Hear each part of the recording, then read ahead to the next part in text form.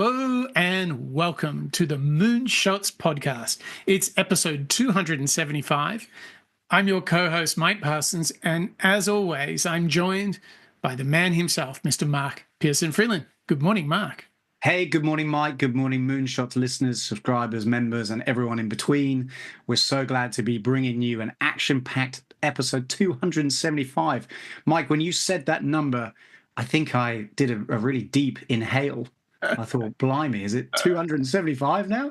It is a lot of shows, and it's crazy to think that we are doing actually what I believe to be one of the hottest writers in the sort of self-improvement, personal development space, and an absolute screamingly popular person on our show. And she has got a lot of snappy, direct wisdom to give us today.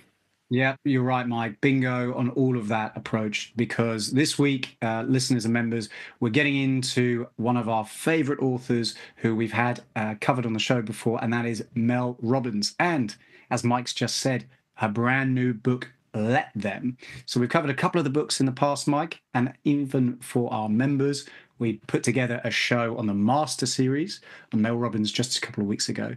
But this new book, Let Them, has a fantastic transformational approach, I would say, Mike, in the sense of how you could look at it and think, oh, it's pretty simple. If you boil it down, I think there's a lot of really juicy sort of bits within this stew, isn't there? There's a lot of metaphor in there. I know, maybe that was too much. But I will let you, don't worry. Yeah, I just want you to imagine Brené Brown and Ryan Holiday got married and had a child. It would be Mel Robbins. And she has this capacity that is quite unique.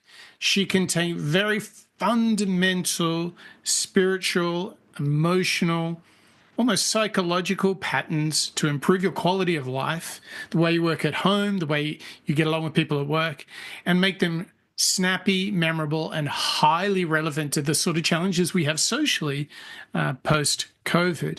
So I put her right up in the pantheon with Simon Sinek, Mark. I think she is an amazingly talented condenser of wisdom, and she can make it highly usable as well.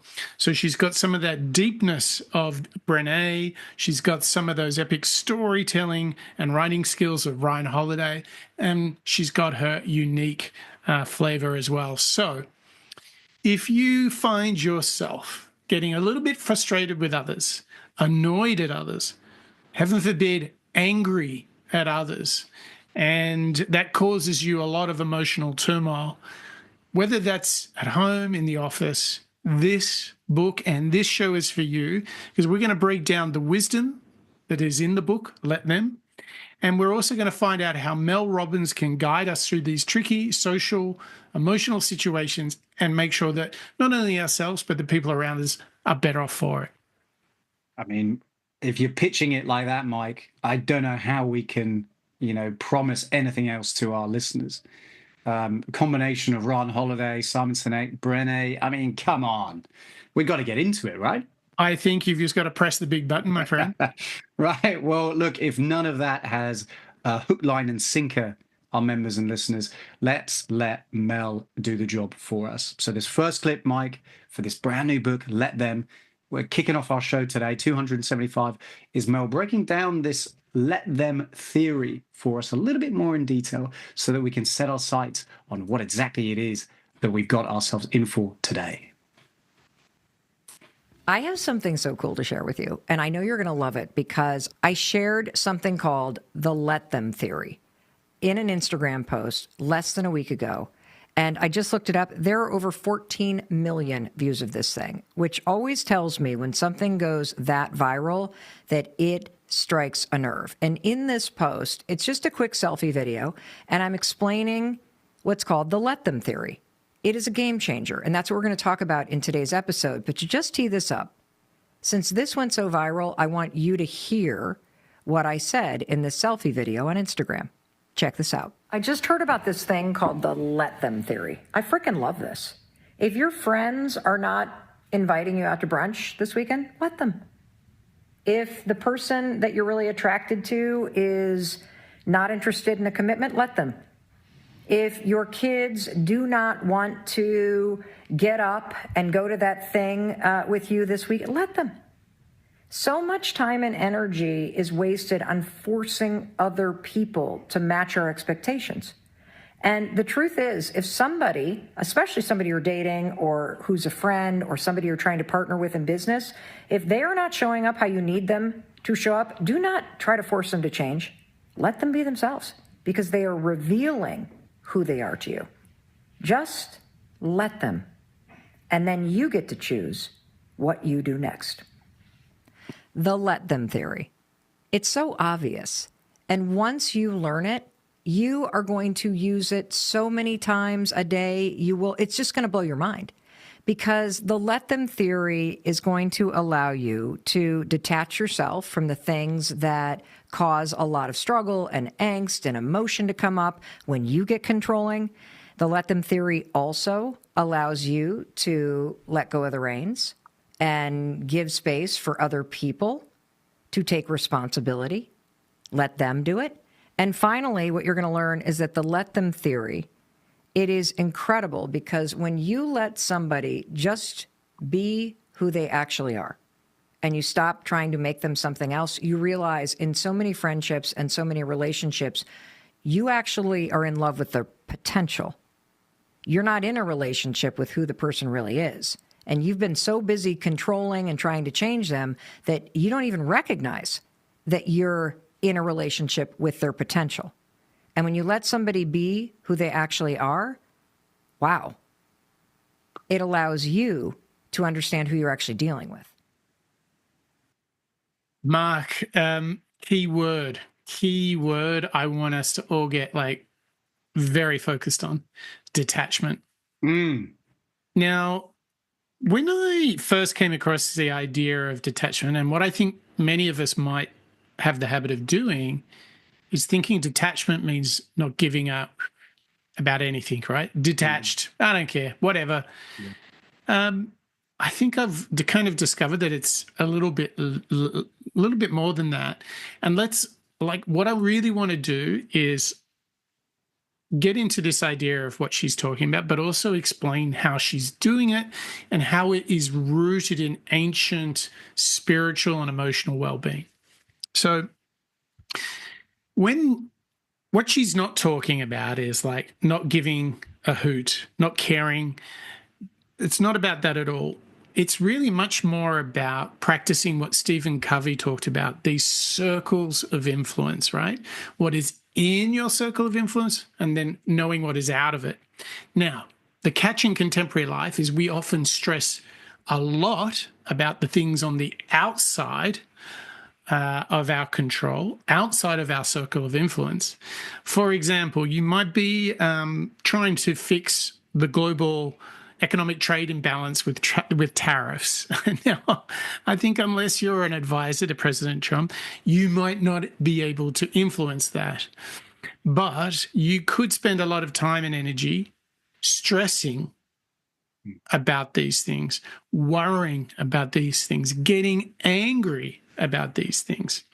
And I would say that what we can do inside of this is understand that that's a waste of energy, because you're deploying a lot of emotion, a lot of your personal energy, and it's not having any outcome. It's not having any result.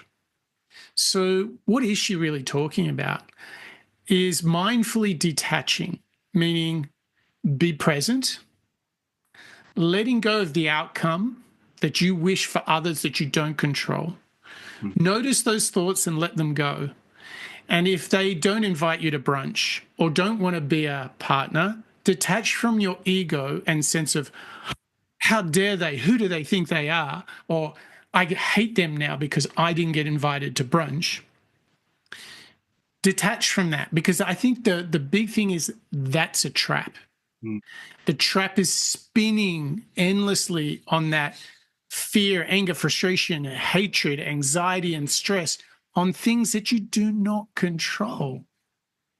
And what she's really saying is practice non-judgment. If that's what they choose, maybe you've made your case for let's go have brunch and they don't invite you. Oh, well, you did your best. Maybe if you go out and maybe you go to the cafe by yourself, take a good book, you might have a fantastic brunch and immerse yourself in that book, which is deeply rewarding. So don't get stuck in that judgment, frustration on others and things that you don't control. Let that go. Let them go do that. And then give yourself that clean slate to work on something you do control. I'll go for a walk. I'll eat healthy. I'll take a rest. I'll sit in the sun. I'll write. I'll do something really productive. I'll do some meaningful tidying up in the house, whatever it is.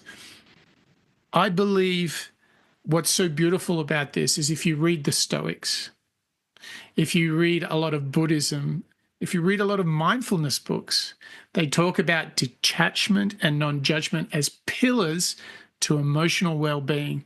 What Mel just did for us, Mark, is she gave us this mantra, this affirmation.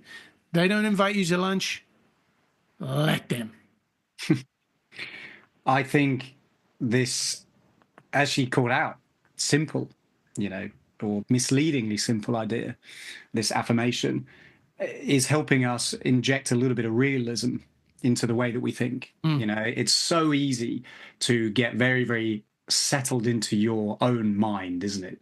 Very easy to only think about the work that you're doing, the priorities that you have. Hey, I've got this deadline for later today. Everybody needs to get out of my way.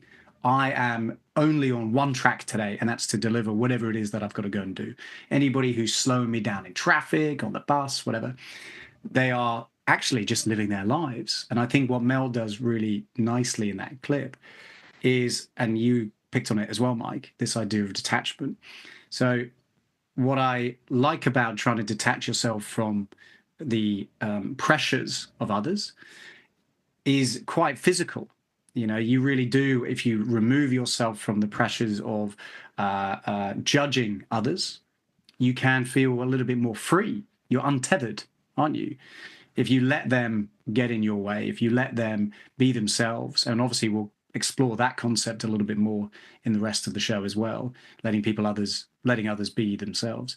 I think it helps you really focus and prioritize the time that you do have, so that you can go out and do the really good deadline and the delivery that you're trying to get done, rather than turning up hot and sweaty and frustrated by the actions of others. Try and just stay in your lane. Forgive them for what they might be doing. They might not even know what they're doing, right? That's right. I mean, that's that famous saying that most people are too busy to care about you. And the point there is you don't assume malice on the part of others. It's often they're just living their life, doing their thing with their blinkers on, doing their thing. And, sometimes you're just not a priority in that.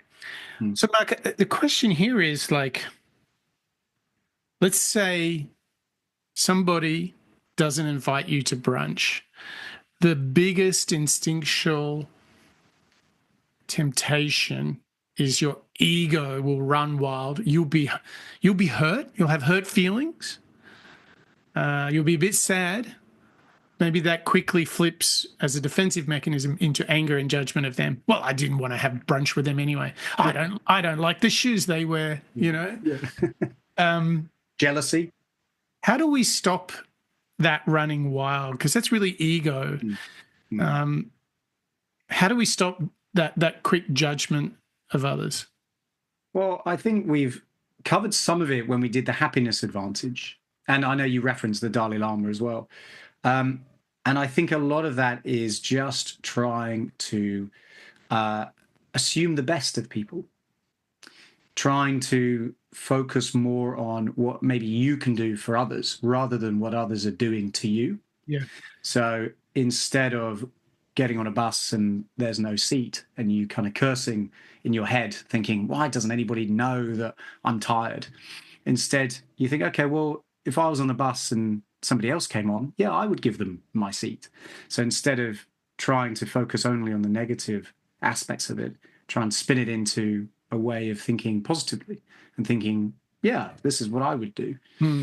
What about you, Mike? What comes to your mind when you're thinking in this train of thought? I don't know if I'm as high-minded as you. Giving up my seat on the bus. But I would admit that, like, one of the things very practically is I try and just say, don't waste your energy. Yeah. Right. I find that really, because, like, okay, so someone did something, and it is what it is.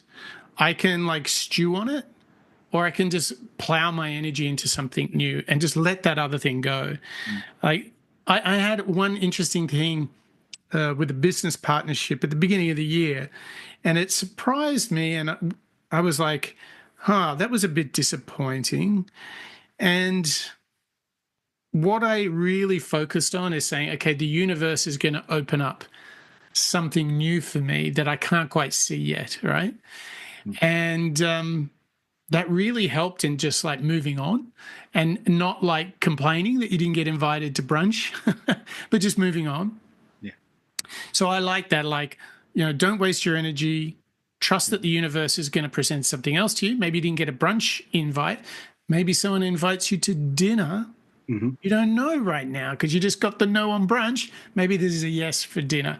So I think there's a bunch there that you can do. But I think if we can catch ourselves at that moment where we want to get all upset that we didn't get invited to brunch and just say, honestly, what's the use of me spending this 5 minutes ruminating and being like Darth Vader or, the dark storm clouds of Saruman? Yeah, exactly. Mordor is coming out. Just move on. Be a happy little hobbit. You know what? You've reminded me, Mike. There's a great saying that you have more luck when you work hard. And what I think that speaks to me about is having gratitude for the current situation. Yeah. So, oh, poor me, when you're feeling down, everything's rubbish. You get hit all the red lights and so on and so forth. But sometimes when you're in a good mood and you're feeling, thankful for things and you have gratitude, suddenly you notice, hey, I've hit all the green lights. And trusting the universe, I think, is another way of kind of saying, I'm going to go out with the best intentions to be positive, well, to on that be open point, and willing. Yeah, but on that point, I think we fall also into the habit of thinking it's a direct reciprocal one-on-one. Do something good for you, and like a ping pong ball, it comes straight back. But life doesn't work like that. Sometimes you can give for days, weeks, months, and years, and you never get a direct response from that individual or that entity. But the thing is, I think when you go about with gratitude and generosity, it makes you available to connect with others who come across you and go, Mark is like, what a great guy. Like, I really enjoyed that meeting. I'd like to have another meeting with Mark, or I think we can do something with Mark. And it is because you're coming with this sense of generosity. I think it's basic chemistry, really. You can either be closed and judgmental or open and giving and paying it forward. So I think it's a really big choice, much like the choice to become a member of the Moonshots podcast, Mark.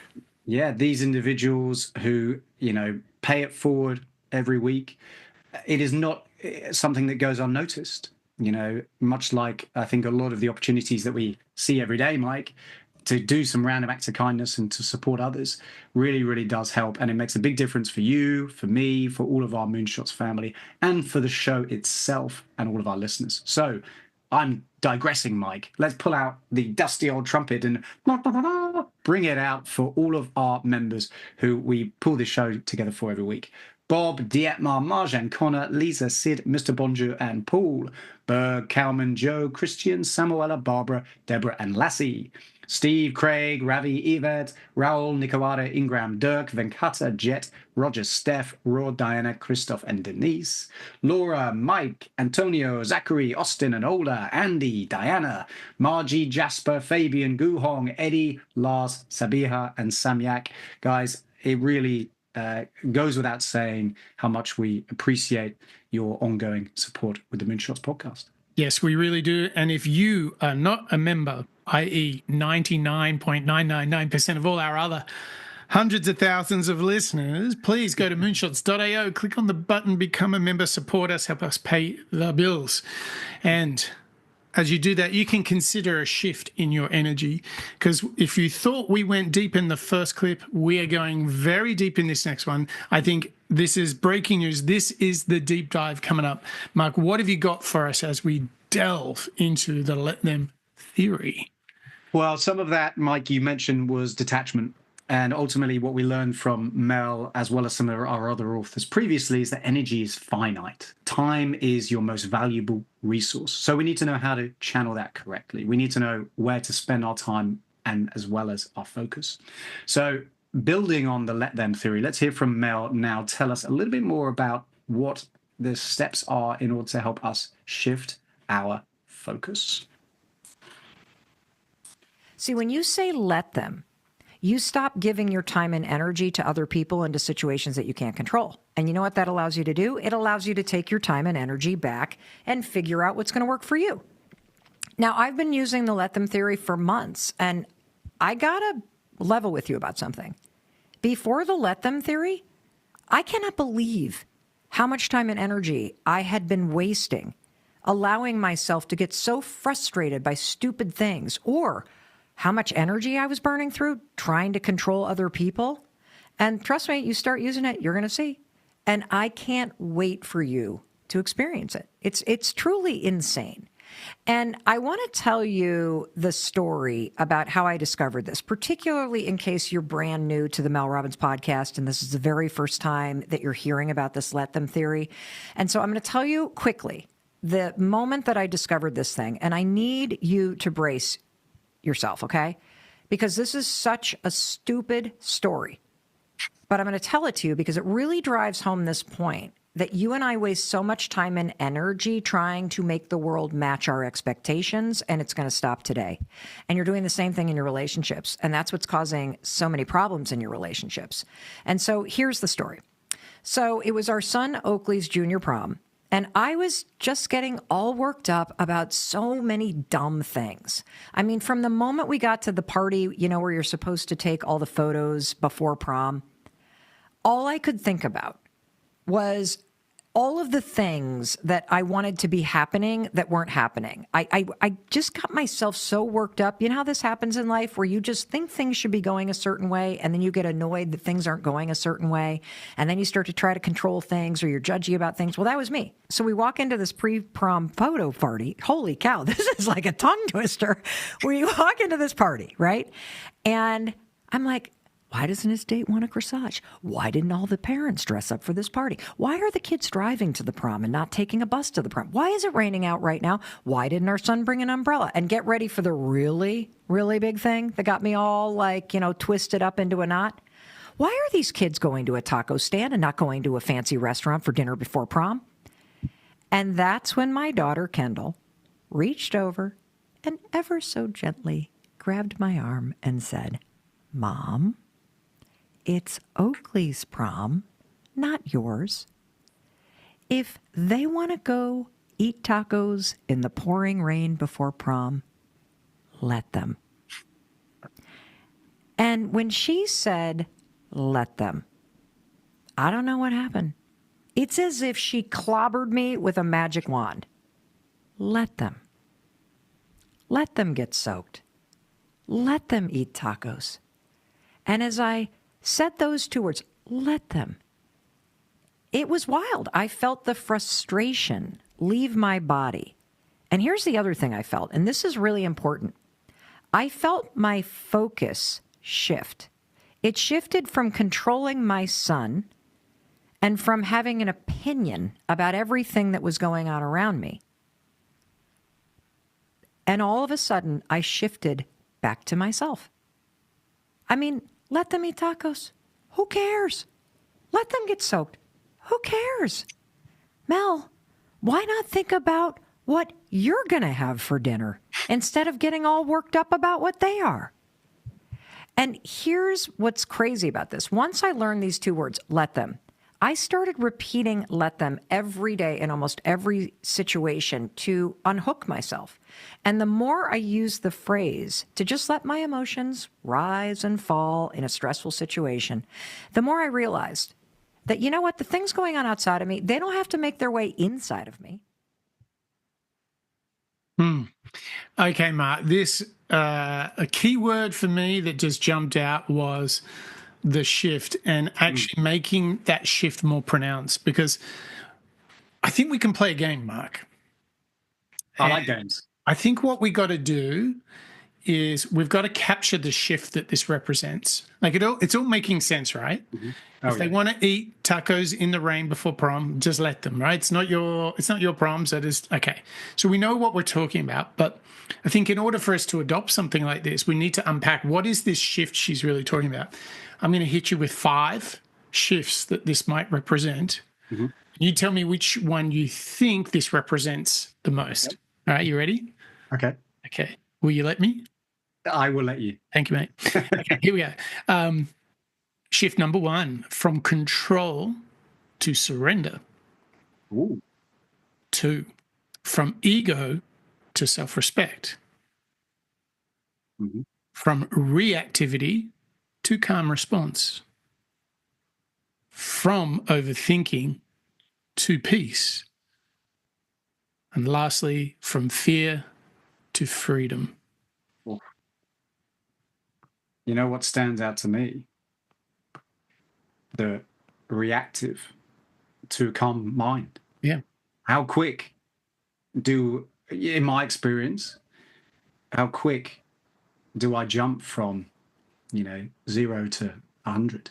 Because I'm reactively responding to a given situation. What I think, and tell me if this is standing out for you, Mike, I want to hear your point of view, is she's asking us to be kind of practicing this way of thinking regularly.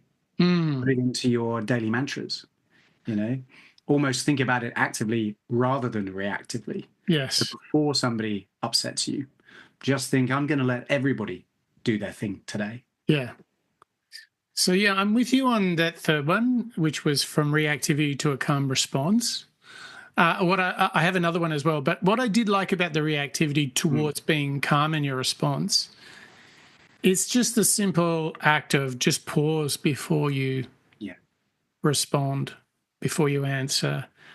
And I think there was, I've told this story before on the show, there was an emperor that was told to recite the alphabet before making any decision because he was rather quick to make bad decisions.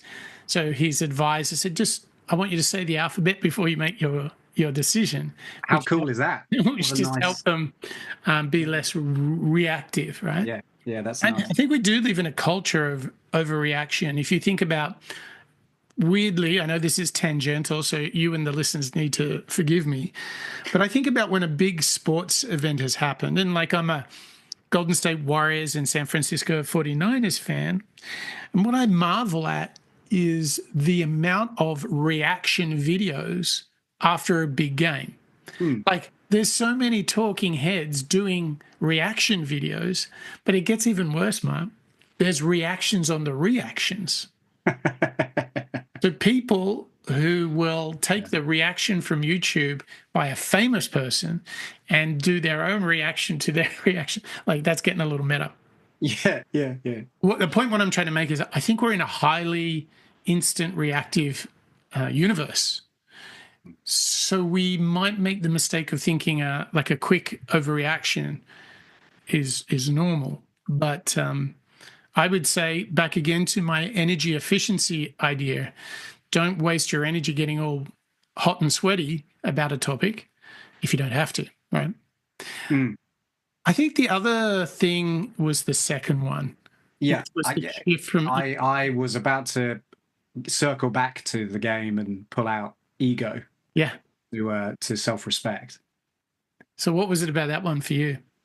Because I think ego is a word that, we talk about a lot on the show, maybe specifically with regards to Stoicism and so on.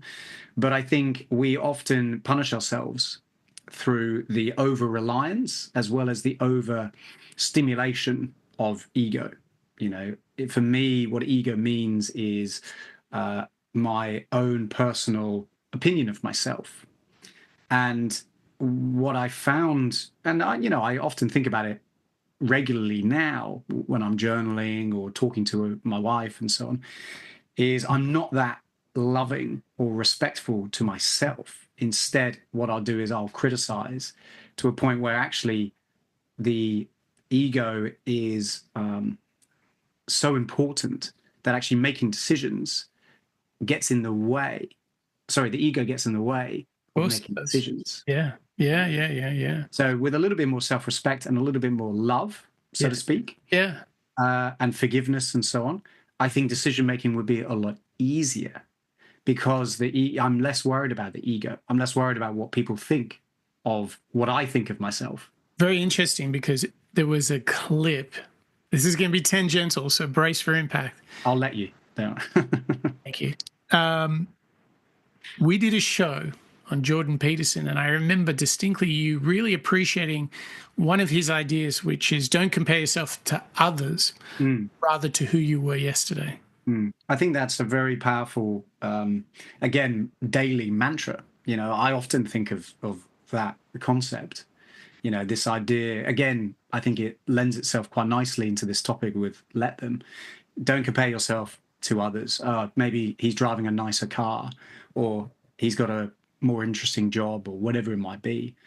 Oh, he's on TV. Instead, stay in your lane. Compare yourself. Are you getting better than you did yesterday? Are you 1% less distracted by the success of others? Because if you are, hey, good news. That atomic habit of James Clear is maybe starting to work. And that 1% that you're better today than you were yesterday is growth. Maybe more so than somebody else has done. Yeah. So I'll give you a practical example of this. I think a lot of people truly measure themselves by the amount of social interaction they get when they share things socially, either professionally or personally. Somebody, I heard this saying recently. Someone was in a meeting and they met someone, and they said that one of their strengths was that their LinkedIn posts get a lot of likes. Oh. And what I found very interesting of that is how little a like on LinkedIn means, but they mentioned that as like a big personal strength. And it shows you a little bit they're biased in the search for validation from others, right? I always have this feeling, well, if I've done the work and people know it, that's only a bonus. But the one thing I can really always count on is the self-respect of doing the work and knowing that I did it, regardless of the outcome, regardless of whether everybody knows I was responsible for it or not.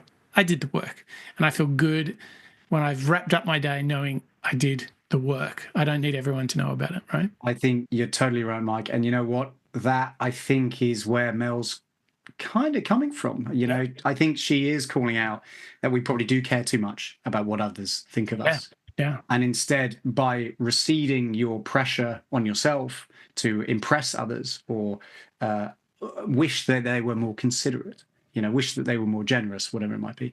Instead, hey, forget about them. Just focus on yourself, because actually that's how you can be happy. Don't chase those likes, those Instagram posts, those followers, and so on. I think you're right. We often, and even thanks to, you know, video conferencing, you have, let's say, a really important meeting, and suddenly it ends. And instead of all walking out of a meeting room and sort of seeing a bit of a vibe of how people are reacting, I think a lot of people probably feel like I have done in the past, a little bit paranoid. And you think, did that go well? Were they just saying it? I can't read how people have reacted here. Totally. So there's a little bit of, I suppose, digital paranoia that comes from this post-COVID world as well, that maybe let them can inspire us around as well. Absolutely. Now, just to spice things up, of course, the creativity that oozes from Mark Pearson Freeland is when we're doing a Mel Robbins show, he brings in clips that are not from Mel Robbins. Yeah, look, I do like to keep yourself, Mike, guessing, but also our members and our listeners. And we've teased this concept of Stoicism a little bit in the show today. And we, I think, all know that maybe the work of Mel Robbins is leaning towards that way of thinking. So let's hear a little bit now from Ryan Holiday, another absolute hero within the Moonshots archive and library. Talk to us a little bit about, I think, this concept that Mel's really speaking to us, and that is let it be.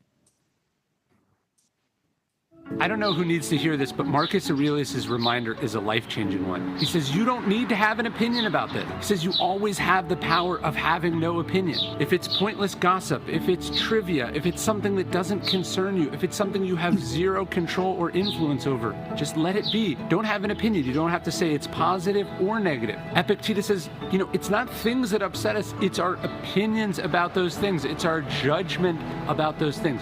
So we have the power to not think about it, to tune it out, to focus on what really matters, to try to put our energy and our intention on where we can make a difference, on where we do have control. And if other people want to be concerned with them, if other people want to be riled up or have opinions about them, if it's their job to do it, leave it to them. Meanwhile, you let it float on by like the clouds and you stick with what's up to you. Well, that is the deeper, profound philosophical layer under the let them theory, is this idea of letting it go. And I think that becomes even easier when we've done our very best. So if you've woken up in the morning, if you've made your bed, if you've got your head straight, worked hard, done some generous things, kind things, been grateful along the way, taken a breath, appreciated the day, you finish up and you've done your very best, then whatever the outcome of that day's work, that day's efforts and toil, just let it be. You can do no more.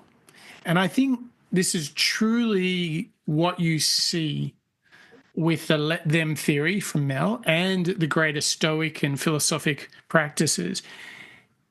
Often when we struggle to let them, or when we struggle ourselves to let it be, it's because we haven't put in the effort or the best of intentions.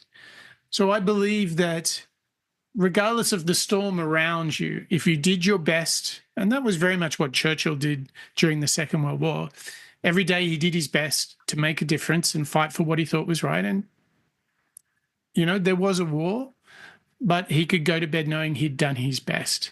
And gradually he chipped away and was pivotal in such a great outcome. Similarly, we can do that every single day ourselves. And that's the special gift here. What we see is this ancient philosophy of you don't have to have an opinion. You don't have to judge. You don't have to be attached to anything. That is all your choice. And actually, it is our attachment and our ego latching onto things for way too long, reliving past grievances. Oh, back 13 years ago, that boss did this thing to me and I still haven't forgiven him. Oh, geez, you are spending a lot of energy on 13 years ago. You know what I mean? Yeah, I like that insight a lot, Mike. I think you're spot on there.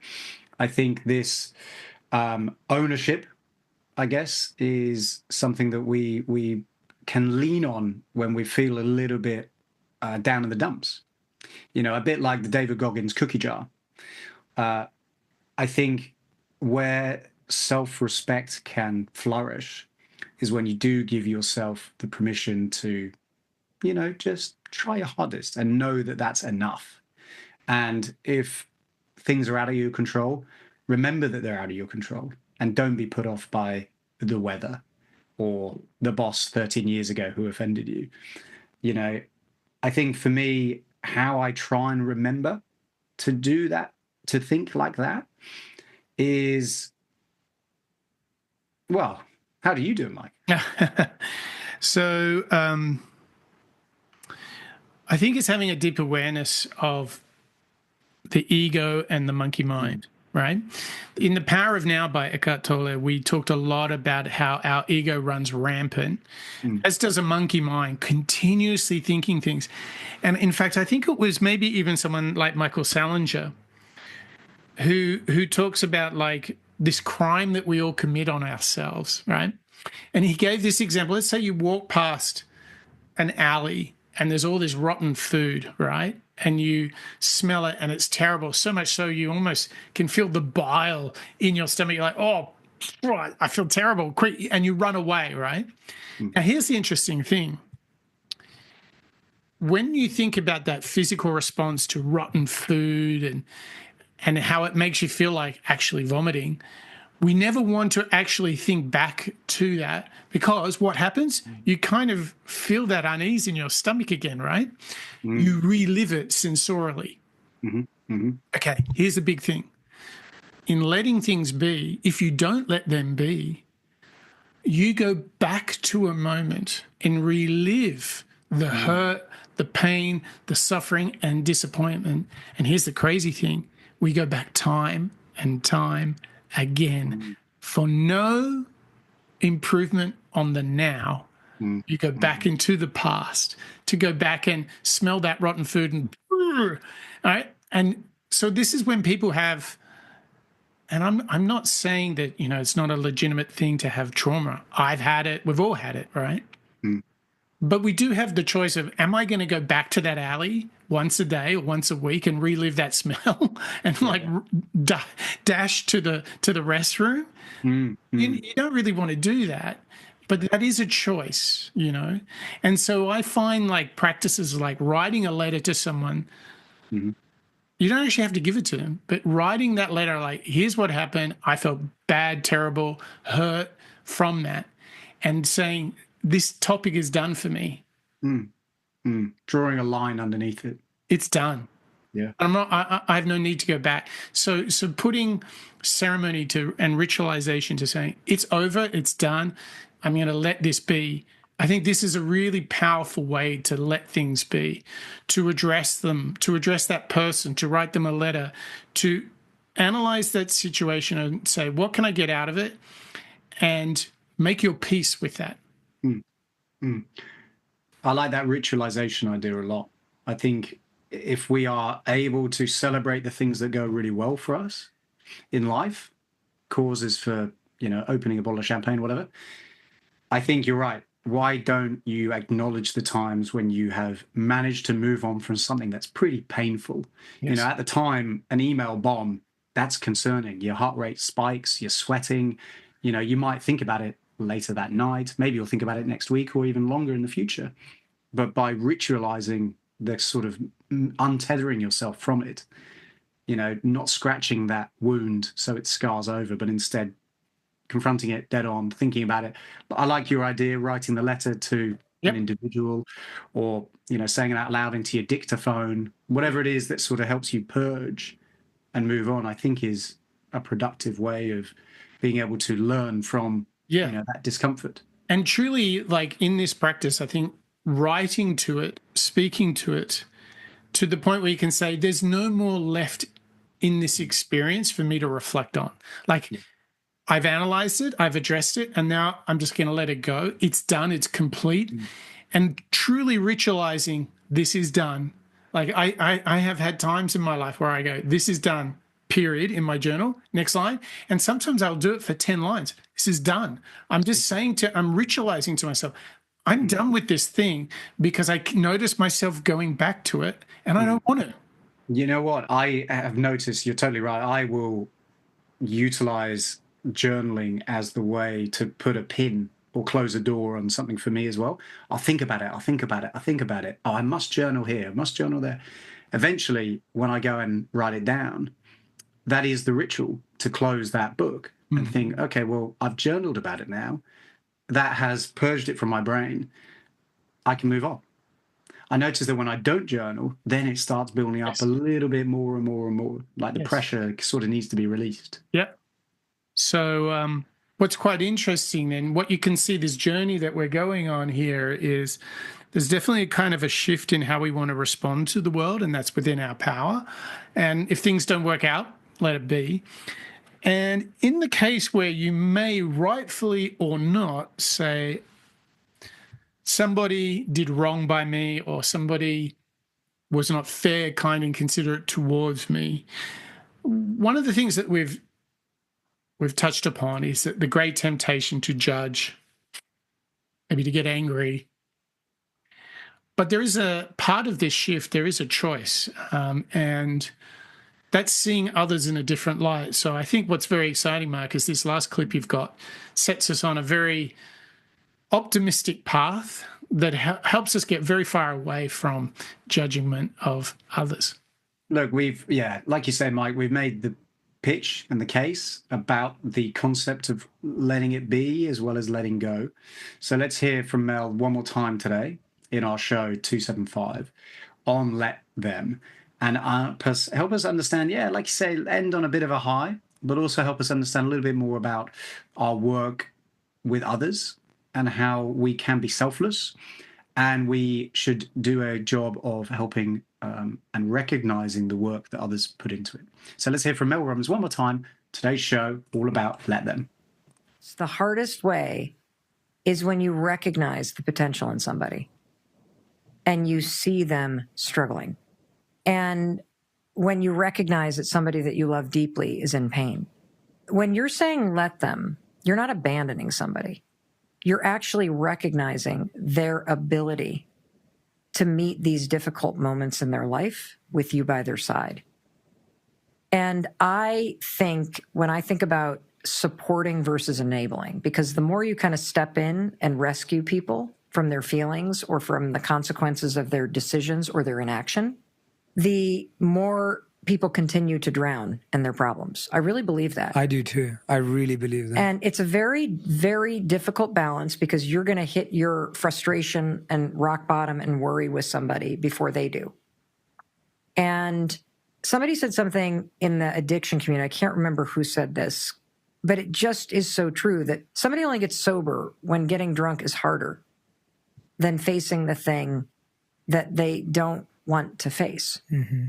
And the same is true with anything, like really motivating yourself to get in better shape, recognizing that you have a pattern of dating people that are emotionally abusive and taking a break and really digging deep into the issue that keeps coming up for you. That's really hard. Mm-hmm. That's why we avoid it. Yeah. And so when you see somebody that you know is capable or who deserves better, wanting that for them is a form of loving them. I like you should want the people in your life that you care about to be doing better. And I hate seeing somebody with so much potential squandering it. Mm-hmm. But again, I'm going to come back to something that I learned from Dr. Stuart Ablon at Mass General Hospital. People do well when they can. And I want you to start to assume that if somebody in your life is not doing well, or if they're going through a challenge, there is a skill that's missing, or there is emotion that needs to be processed, or there is pain that needs to be felt before they can galvanize the ability to do the very difficult work to change. Ooh. Personal change. Oh, I'm just trying to control myself and not going on too many tangents. And okay. Let's do simple stuff first. I think a golden rule here is always search for the goodness inside of others, right? Yeah. And something we touched on earlier is sometimes that is harder with some people, right? Mm. And if they are, like, everybody's got a unique talent. Everybody's got some sort of inner genius. And when we look at some people, few people ever really get in touch with what they're really, truly born to do. Most of us are spent kind of in the dark shades of the side of the road, scrapping around, looking for the path, right? Maybe we come across it occasionally or fleetingly, but I think, like, if you have this fundamental belief in humans and humanity and in people, then when someone's not on track, all you have to do is ask yourself, well, what might their track be? And how could you, and this is a very important definition, not enable them, but how could you support them climbing out themselves, right? Don't give a man a fish, teach him how to fish, right? Mm-hmm. And I think this is a very long way away from the anger and frustration when that same person is not delivering, maybe upsetting you, making you angry. There's a flip. Just recognize they're a human who has yet to find their path, doesn't have the skills or the capabilities to totally unlock.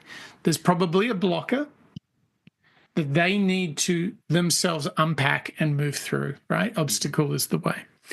And if you can help them focus on the obstacle and overcome it, that's a great gift to give them. And you can only get there if you recognize their abilities, recognize their potentials.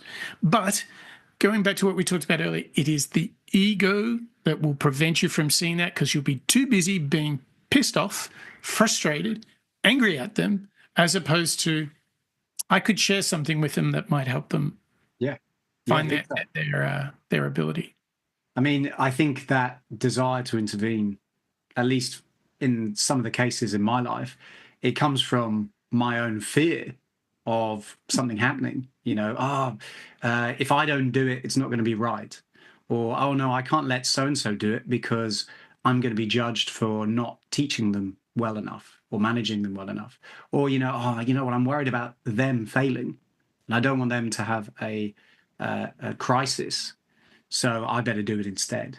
You know, that fear of delegating or enabling somebody to learn from discomfort, to learn from failure, to learn from judgment, and so on. Yeah, like you say, it comes from learning how to fish. We've got to be able to let them go out and do it. But at the same time, as you said, Mike, with ego, let ourselves kind of get over our own insecurity of letting them go.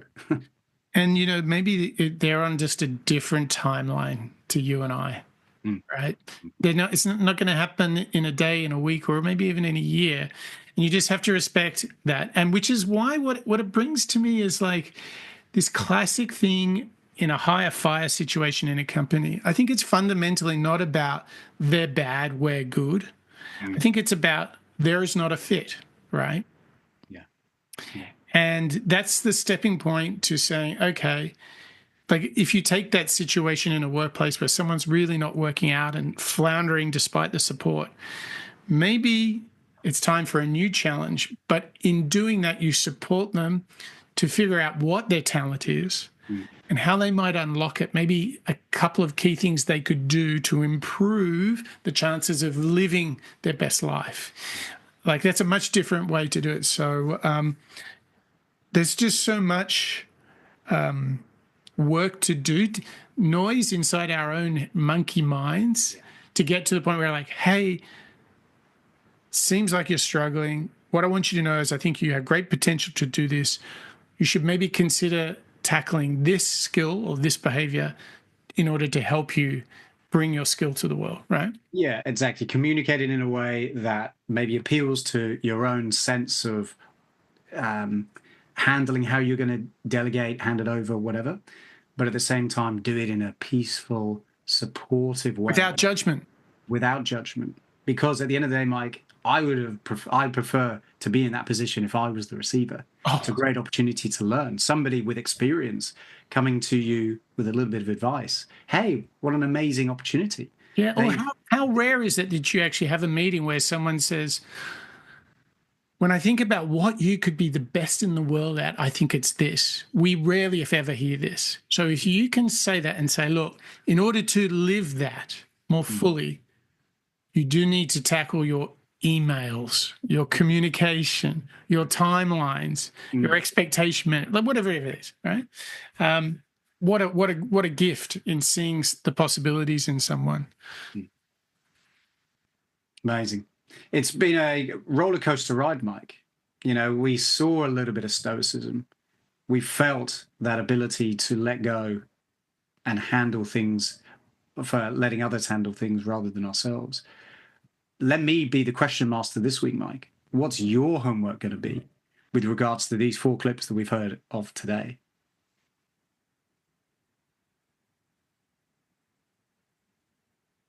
I think the letting it be is my homework. Like truly finding that detachment. I mean, I have a little bit of advantage. This is actually an area of improvement for me. So I've actually kind of been stumbling through this myself. So yeah, I'm definitely thinking true detachment. Like it is what it is. You know, don't let your ego get in the way. Just, you know, do your best every day and then let it be.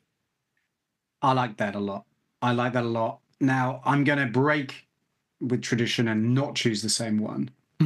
I know for the last few weeks you've chosen all 4 clips. Well, I'm number 3 today, so I'm You've in the got number 3, so that's I'm gonna we'll let you do that, so that's fine. I was also going to choose 3 actually, so instead I'm going to choose number 4. This idea of celebrating, recognizing the ability of others, and giving people space. Oh, how good That's is something I've never been particularly good at myself. Delegating was always an area for me to work on, and I think this is a timely reminder to see opportunities to let others take over in more than just workspaces. Yes. It could be anything. Yes. Gosh, big homework activity, almost like an activity for a lifetime of homework. Yeah, thanks, Mel. Oh my gosh, thanks, Mel. Whew. Mark, I want to say thank you to you for pulling together this show. And I want to say thank you to you, our listeners, our viewers, and our members too.